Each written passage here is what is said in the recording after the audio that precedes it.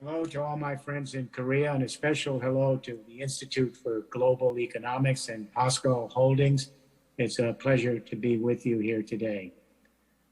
I'm going to start on a bit of a somber note, and I hope it'll end up being a liberating reflection. You'll have to be the judge. GDP has been slowing all over the world now for the last 15 or 20 years. And the reason is productivity has been declining all over the world for the last several decades. The result is we have a lot of structural unemployment, especially a problem for the young Gen Z and millennial generations who are trying to find a secure place in a 21st century workforce. Our economists are projecting 20 more years of low productivity and slow growth. And let's do the numbers. We are now entering the third century of the industrial era, and after 200 years of the industrial frame of mind, it's fair to say that half the human race is far better off today than our ancestors were before we began this industrial experiment.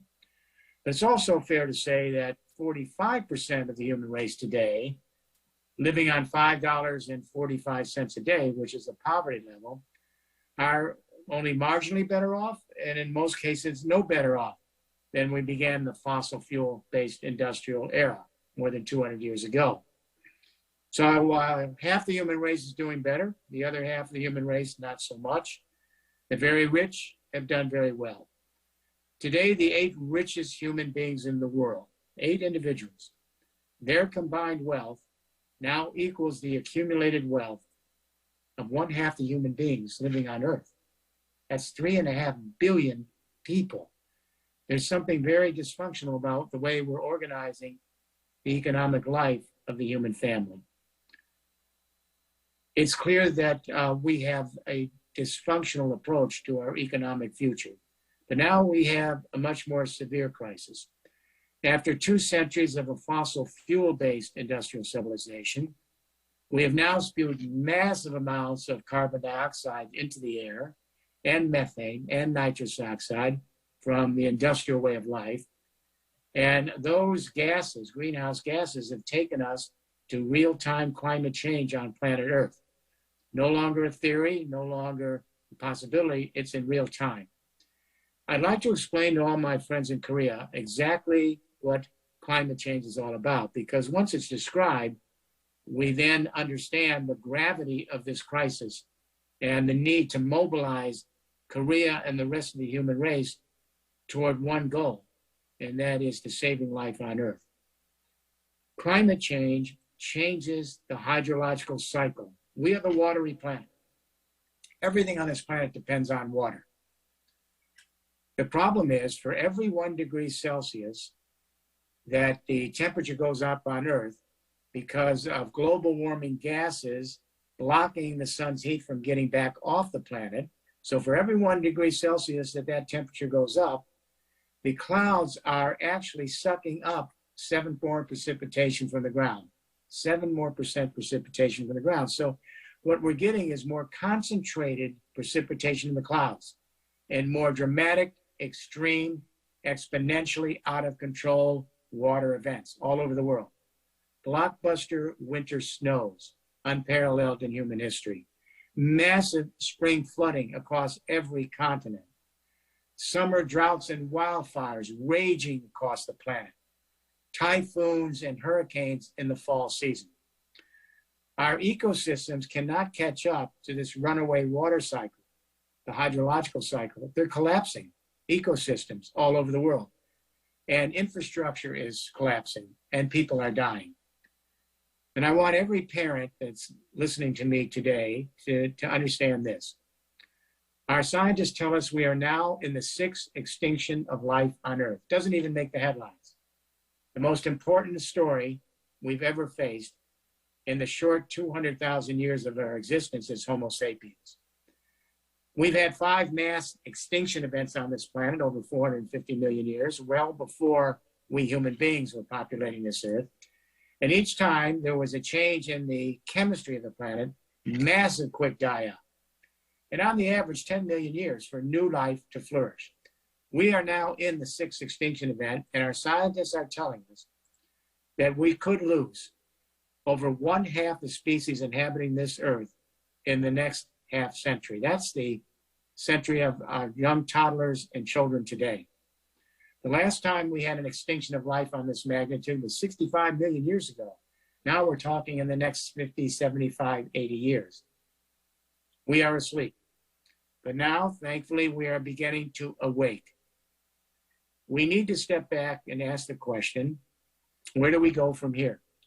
Clearly, the fossil fuel-based industrial era is sunsetting. It's on a death watch. But what is going to replace us? We need a new economic vision for the world. It needs to be dramatic and forceful, and we need a game plan to deliver on that economic vision that has to be quick. We have to be off a fossil fuel-based carbon civilization, and we've got less than 30 years to get the job done.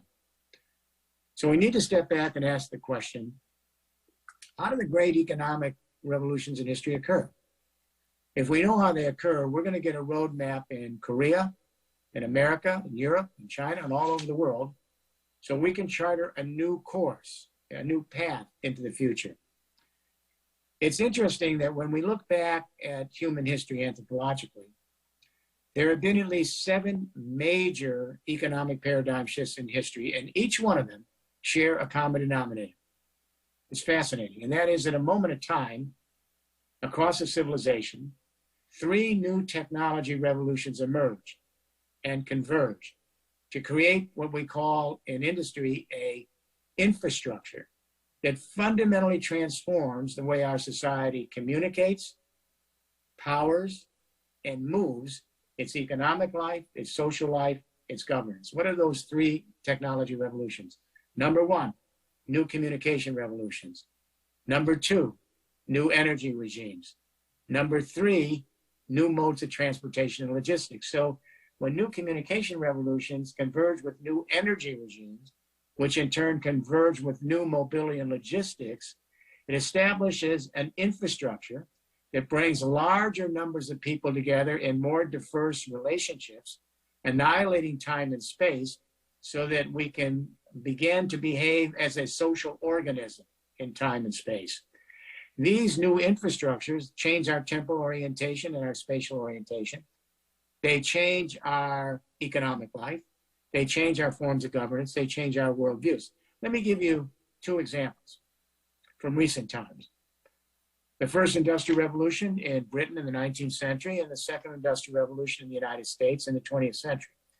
The Brits take us into that first industrial revolution with a new communication revolution, steam-powered printing, no more manual print presses, a big leap forward in the ability to produce cheap print very quickly so that we could have something called newspapers and magazines and textbooks for a new phenomenon called public school systems.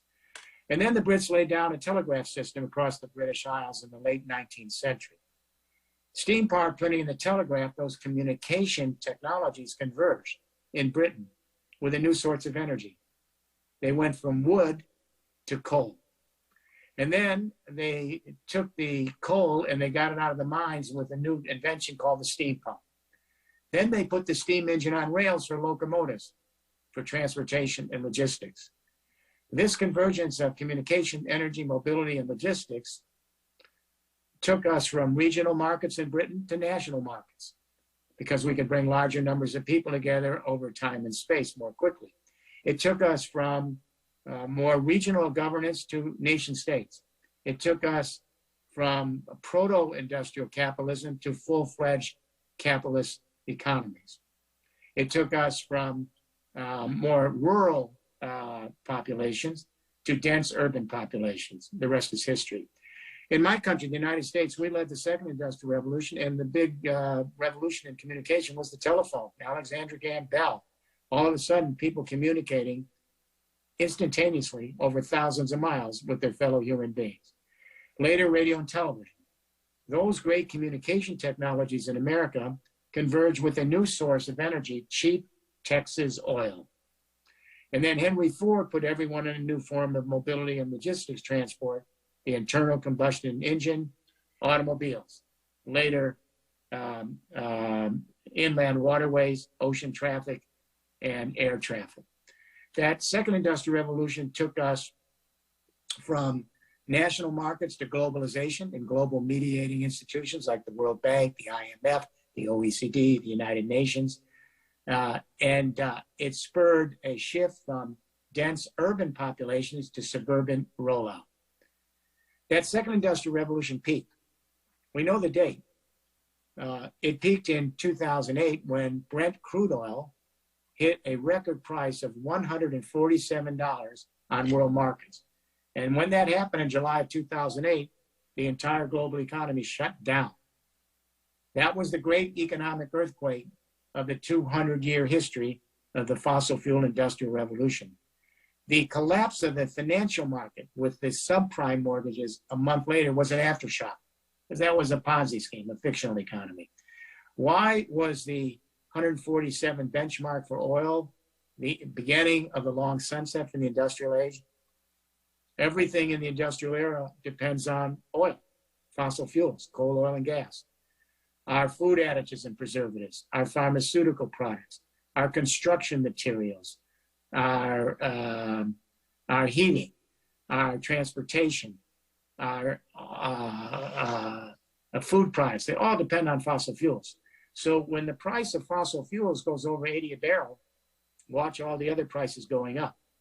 And what happened in 2008 is when oil hit 147 a barrel, purchasing power stopped because everything we were buying, using, was based on a high price of fossil fuels. If this sounds familiar, this is what's going on right now, one more time. That is, we're seeing the price of Brent crude oil now, as I speak to you today, $119 a barrel. And I believe it's Goldman Sachs that predicted just this week, it's going up to 140 a barrel. This is a surge in a death throw of rising prices for fossil fuels and then collapse, rising prices, then collapse. It's clear that the age of fossil fuels is not sun rising, it's sun setting. And then the question from here is, where do we go? How do we chart a new direction? Let me share an anecdote with you. When Chancellor Merkel became Chancellor of Germany, she asked me to come to Berlin in the first few weeks of her new government to help her address the question, how do we grow the German economy, create new business opportunities and employment? The first thing I asked the new Chancellor when I got to Berlin, I said, Madam Chancellor, how do you grow the German economy when your businesses are plugged in to a second industrial revolution infrastructure of centralized telecommunications, fossil fuel nuclear power, internal combustion road, rail, water, and air transport, and that infrastructure to communicate, power, and move the economy, social life, and governance? It peaked in its aggregate efficiency, the ratio of useful to potential work in every major industrial country over the last 20 years. That's the nature of the infrastructure. They have a birth, a life, and a death. And I said, so to the Chancellor, you can have market reform and labor reform and fiscal reform, and you can stimulate a lot of startup companies for employment, but as long as your industries are plugged into a dying second industrial revolution infrastructure whose performance has peaked out, you'll never move forward to a new era in history. So on that first day, I discussed with Chancellor a third industrial revolution. We had already been working on that in the European Union. I've been blessed to advise the last 4 presidents of the European Commission and the current European Commission President's Board of Governors. So here's what we laid out in the European Union, which is now the operational plan of the EU. The communication revolution, this is already here. It's called the internet. We've got 4.5 billion human beings right now as I speak to you who have in the palm of their hands a cell phone, and that cell phone has more computing power than sent our astronauts to the moon. 4.5 billion people with that kind of computing power. Now the global internet, this communication revolution, is just now converging with a second revolution.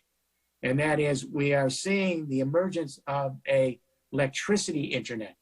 Millions of individual human beings and small businesses and cooperatives and neighborhood associations and big corporations and governments are installing solar and wind renewable energy where they work, where they live, in their communities. They are capturing the sun, capturing the wind, and within the next 10 years, it'll be hundreds of millions of solar and wind installations. And by 2040, it's going to be much of the human race using electricity internet, where they are downloading solar and wind, which is free and abundant and all over the world and is everywhere. And whatever electricity they're not using, they're beginning to share across a newly digitalized electricity internet across regions, across continents, and in the next 10 years under the ocean and across time zones around the world. We are beginning to create a global electricity internet to share the sun and the wind, so that when one time zone is in the sun, it can share with another time zone that's in the wind at night. This electricity internet is managed by the same type of big data analytics and algorithms to share electricity, renewable electricity, as we use analytics and algorithms to share news, knowledge, and entertainment on the communication internet. The two internets are converging, and they're being joined by a third internet, a digitized mobility and logistics internet made up of electric and fuel cell transportation, powered by solar and wind from the electricity internet. And those vehicles are increasingly becoming autonomous and driverless, and they're being managed again by big data, analytics, and algorithms, just like we share news, knowledge, and entertainment with data analytics and algorithms on the communication internet, and now sharing our electricity around continents and soon around the world with data analytics and algorithms on the electricity internet. These three internets to communicate power and move the economy, society, and governance are changing everything around us. But they also ride on top of a new platform called the Internet of Things. We're placing sensors, millions and soon trillions of sensors everywhere in the world. Sensors in the agricultural fields, in the wild environment, in factories, in homes, in businesses, and automobiles, and they are collecting real data. And they're sending that data back to the three internets: communication, energy, mobility, and logistics. We are establishing a global brain and nervous system to connect the human race with all the spheres of the planet: the hydrosphere, the lithosphere, the biosphere, the atmosphere. The brain, Galileo, GPS, those satellite systems outside of the planet. The nervous system is the Internet of Things, the sensors.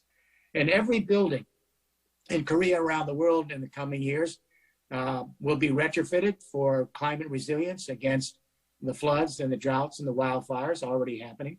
New buildings from scratch will be zero emission.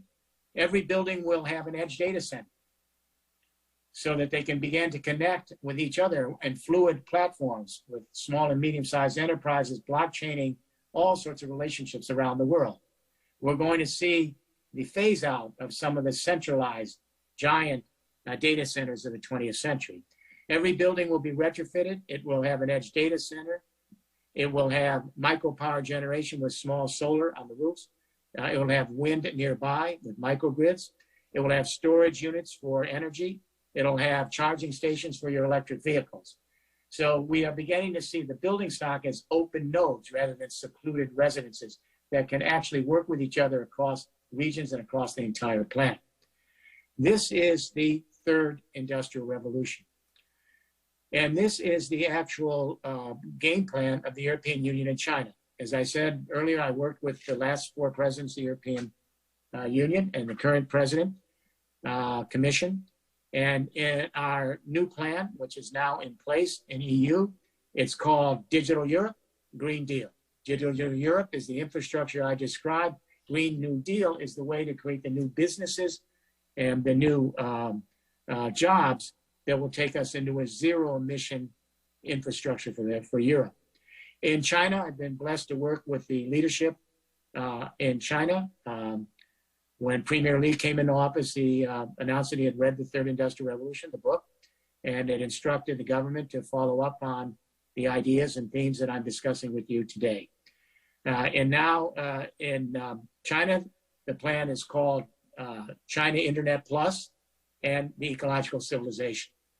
In America, I've been blessed to work with Senator Charles Schumer, the majority leader of the United States Senate, and developed, along with our global Third Industrial Revolution team of industries, we developed a 230-page plan, a $16 trillion 20-year effort to transform our infrastructure in the U.S. from an aging second industrial revolution platform to a third industrial revolution. And much of that plan, many of the critical components, are in the new legislation passed by the U.S. Congress and signed off by President Biden. So where do we go from here? This new third industrial revolution changes the entire economic model.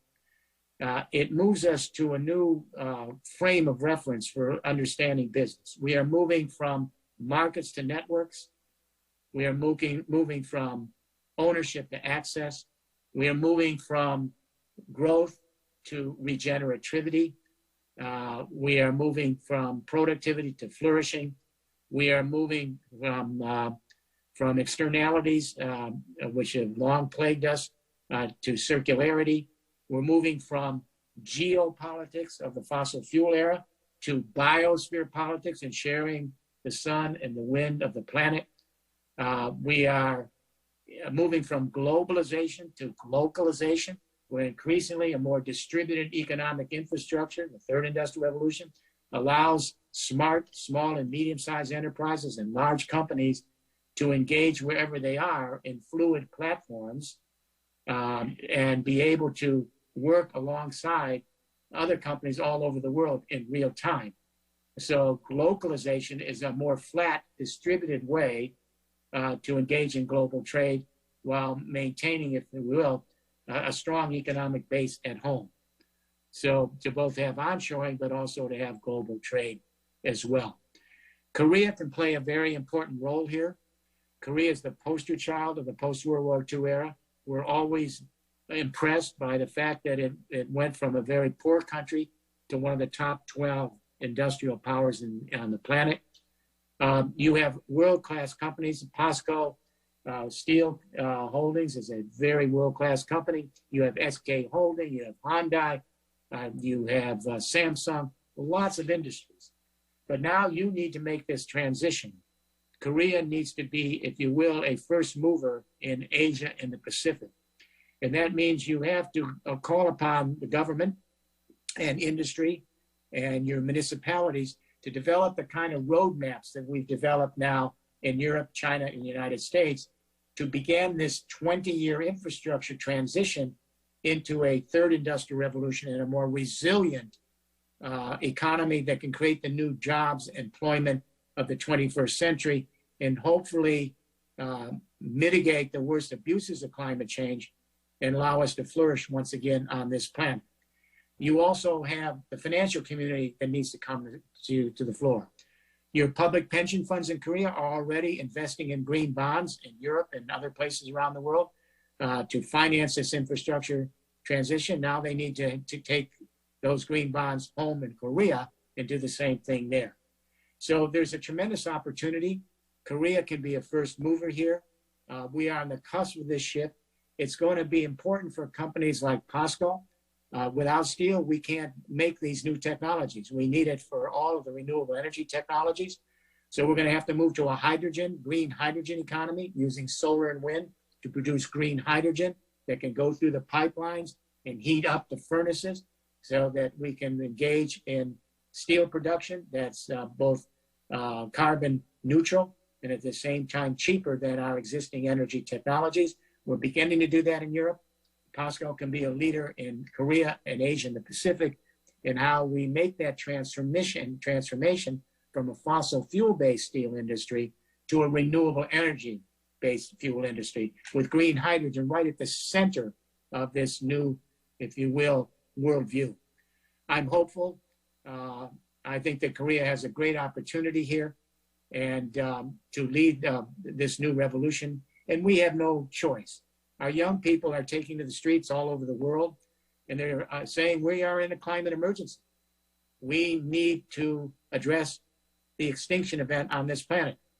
We need our political leaders to step forward and our industries to move forward and help us make a great transition from a geopolitics of the 20th century to a biosphere shared politics of the 21st century.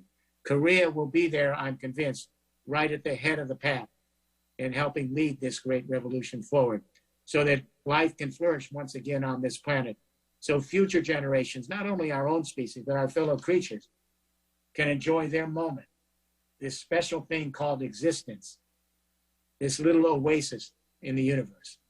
Thank you very much. I appreciate the time.